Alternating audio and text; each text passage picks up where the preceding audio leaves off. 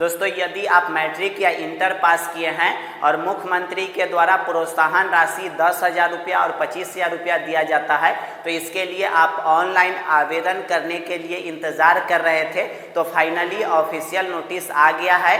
कब से आपका आवेदन होना शुरू होगा, कैसे आप आवेदन कीजिएगा और किस किस बात को ध्यान देना है, क्योंकि पिछले साल कई एक स्टूडेंट ने गलती की है जिस कारण से उनको पैसा नहीं आया है।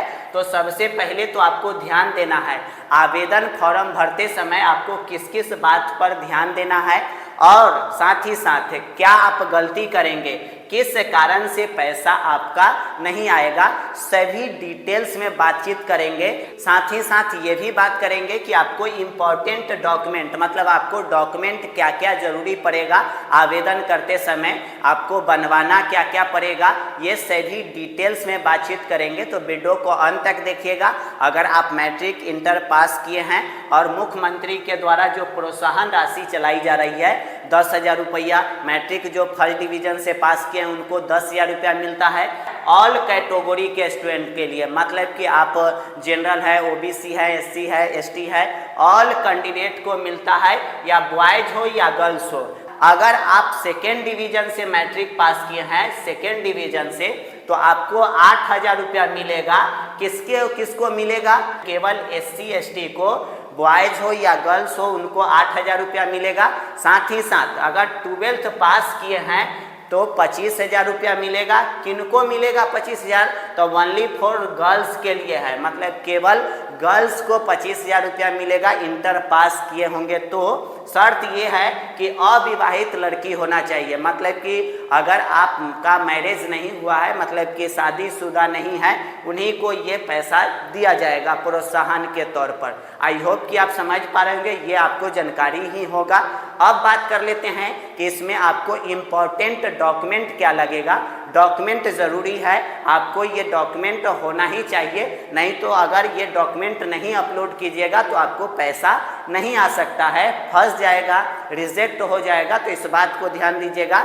सबसे पहले तो आपका मार्कशीट होना चाहिए, जिसके लिए मैट्रिक पास पर भर रहे हैं तो मैट्रिक का मार्कशीट होना चाहिए, इंटर पास कर रहे हैं तो इंटर का मार्कशीट होना चाहिए। वहीं एडमिट कार्ड आपके पास होना चाहिए, जो भी क्लास मैट्रिक का या इंटर का जो भी फॉर्म भरते हैं जिस क्लास के लिए, तो आपका एडमिट कार्ड होना चाहिए। साथ ही साथ आपका आधार कार्ड होना चाहिए।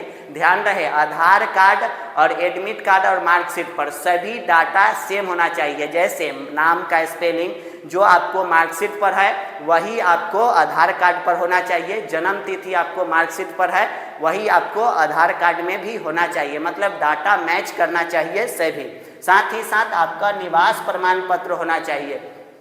एड्रेस प्रूफ के लिए आपको निवास प्रमाण पत्र अपलोड करना होगा, तो निवास प्रमाण पत्र भी होना चाहिए। पासबुक आपके नाम से होना चाहिए, मतलब आप अपना खाता अगर नहीं खुलवाए हैं तो खुलवा लीजिए, आपके नाम से खाता होना चाहिए, उसी का पासबुक भी अपलोड करना होता है। साथ ही साथ पासपोर्ट साइज के फ़ोटो भी आपको चाहिए। उसके बाद आपको सिग्नेचर भी अपलोड करना होता है। वैलिड मोबाइल नंबर, मतलब OTP वगैरह आना चाहिए, रिचार्ज वगैरह नंबर हो जिससे आपको फॉर्म भरते समय OTP भेजा जाए तो आप बता सके। तो वैलिड मोबाइल नंबर होना चाहिए और साथ ही साथ ईमेल ID होना चाहिए। इतना आपके पास होगा तो आप इजीली फॉर्म को भर सकते हैं। चलिए अब आगे बात कर लेते हैं कि क्या क्या आपको ध्यान देना है फॉर्म भरते समय, क्या क्या आपको ध्यान देना है। तो ये ध्यान क्या रखना है, ध्यान ये आपको रखना है, आवेदन शुरू होने के 2 दिन बाद से आपको आवेदन करना है। उसी दिन, मतलब जिस दिन आवेदन शुरू होगा उसी दिन आप फॉर्म भरिएगा नहीं, क्योंकि वो दिन क्या होता है, बहुत सारे लोग आ जाते हैं, उसमें जो भी लिंक अपडेट किया जाता है तो बहुत सारे लोग आ जाते हैं, बहुत सारे लोग अपडेट चेक करने लगते हैं और छेड़छाड़ करने लगते हैं, जिससे ज़्यादा लोड पड़ता है तो आपका OTP आने में प्रॉब्लम हो जाएगा, और एक बार प्रॉब्लम हो जाएगा तो दिक्कत हो सकता है। तो 1 से 2 दिन के बाद आप आवेदन कीजिएगा। कब से आवेदन होने की संभावना है, तो विभागीय एक नोटिस दिया गया है जिसमें आपको कहा गया है कि 25 मई से आपका ये लिंक एक्टिवेट कर दिया जाएगा। तो 25 मई के बाद से आपको आवेदन करना है। जैसे ही आवेदन के लिए लिंक एक्टिवेट किया जाएगा तो हम वीडियो के माध्यम से लिंक भी प्रोवाइड कर देंगे, उस लिंक के माध्यम से आवेदन कर सकते हैं। तो ये आपको जानकारी है।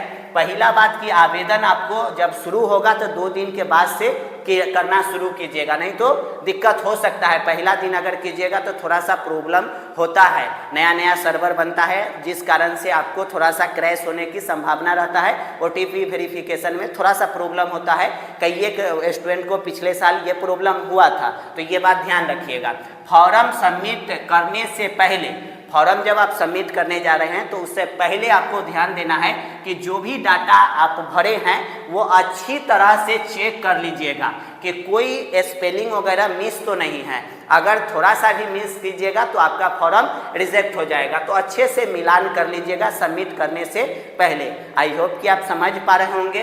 तीसरा बात यह है कि पासबुक छात्र के नाम से होना चाहिए, मतलब कि जिस स्टूडेंट के लिए प्रोत्साहन राशि योजना मिल रहा है उसी स्टूडेंट का पासबुक होना चाहिए। किसी दूसरे के नाम से अगर पासबुक अपलोड कर देते हैं तो फिर आपको पैसा नहीं आएगा, इस बात को ध्यान रखिएगा। तो पासबुक छात्र के नाम से ही होना चाहिए। साथ ही साथ अगर आप ज्वाइंट खाता अगर खुलवाए हुए हैं तो ज्वाइंट खाता नहीं चलेगा, इस बात को ध्यान दीजिएगा। ज्वाइंट खाता अपलोड नहीं कीजिएगा। आधार सीडिंग होना चाहिए, एकदम जरूरी है, मतलब कि आधार कार्ड बैंक से लिंक होगा तभी आपको पैसा जाएगा, ये एकदम बहुत जरूरी है। मतलब कि आधार कार्ड आपको बैंक खाता से लिंक होना ही चाहिए, अगर ये नहीं होगा तो फिर पैसा आना मुश्किल हो सकता है। तो इस बात को ध्यान दीजिएगा, सीडिंग होना एकदम जरूरी है। आई होप कि आप समझ पा रहे होंगे। आधार सीडिंग कैसे कीजिएगा, अगर आपको नहीं समझ में आ रहा होगा तो कमेंट कीजिएगा, हम आपको बता देंगे कि कैसे कैसे आपको प्रोसेस करके आपको सीडिंग करवा लेना है ताकि आपको इजीली पैसा आ सके। अब आगे बात कर लेते हैं किस किस कारण से पैसा नहीं आएगा, मतलब कि क्या आप गलती कर दीजिएगा जिस कारण से पैसा अटक सकता है। आधार बैंक से लिंक नहीं होगा तो आपको पैसा नहीं आएगा। पहला बात कि हम कह दिए कि आधार अगर बैंक से लिंक नहीं होगा, सीडिंग नहीं होगा तो पैसा नहीं आएगा। पहला ये कारण हो सकता है। आपका अकाउंट सरकारी पैसा के लिए एक्टिव नहीं होगा तब भी पैसा आपको नहीं आएगा। कहने का मतलब डीबीटी के माध्यम से पैसा ट्रांसफर किया जाएगा, तो आपको अकाउंट सरकारी पैसा के लिए एक्टिव होना ही चाहिए तभी पैसा आएगा। आगे कहा है कि किसी और का बैंक अकाउंट दे देने पर, मतलब कि अगर आप दूसरे के अकाउंट डाल देते हैं तो भी आपको पैसा फंस सकता है। उसके बाद IFSC और IFSC कोड होता है और आपका बैंक अकाउंट नंबर दोनों सही से न भरे होने के रीज़न में भी पैसा फंस सकता है। तो ये दोनों IFSC कोड और आप अपना अकाउंट नंबर सही डालिएगा फॉर्म सबमिट करते समय। बार बार आवेदन करने पर भी फॉर्म आपको रिजेक्ट हो जाएगा, मतलब कि एक छात्र एक ही बार आवेदन कर सकते हैं। अगर OTP वेरिफिकेशन में प्रॉब्लम होता है, अगर लगातार आप फॉर्म भरिएगा तो ऑलरेडी रजिस्टर्ड लिख के आपको आ सकता है। तो इस बात को ध्यान रखिएगा, आवेदन कीजिएगा तो एकदम सोच समझ के माइंड शांत करके एक के बार आप फॉर्म सबमिट कर दीजिएगा। अगर बार बार सबमिट कीजिएगा, बार बार फॉर्म भरिएगा तो आपको रिजेक्ट कर दिया जाएगा। एक विद्यार्थी केवल एक ही बार फॉर्म सबमिट कर सकते हैं। तो इतना कारण है, आप ध्यान में रखिएगा, तो आपको फॉर्म इजीली से भराएगा और आपको एक्सेप्ट होगा और पैसा भी आपको इजी वे में आ जाएगा। आई होप कि आप समझ पा रहे होंगे। उम्मीद है कि 25 मई के बाद आवेदन होना शुरू हो जाएगा। जैसे ही आवेदन होना शुरू हो जाएगा तो प्रॉपर वीडियो के माध्यम से आवेदन कैसे करना है इस पर भी हम आपको जानकारी देंगे। आई होप कि ये वीडियो आपको पसंद आया होगा, तो एक लाइक कीजिएगा और दोस्तों में ज़्यादा से ज़्यादा शेयर भी कीजिएगा ताकि हम आपके लिए लगातार इसी तरह के वीडियो बना के आप तक जानकारी शेयर करते रहें। चलिए फिर मिलते हैं नेक्स्ट वीडियो में। ये वीडियो आपको कैसा लगा आप कमेंट करके ज़रूर बताइएगा। वीडियो देखने के लिए आपको बहुत बहुत धन्यवाद।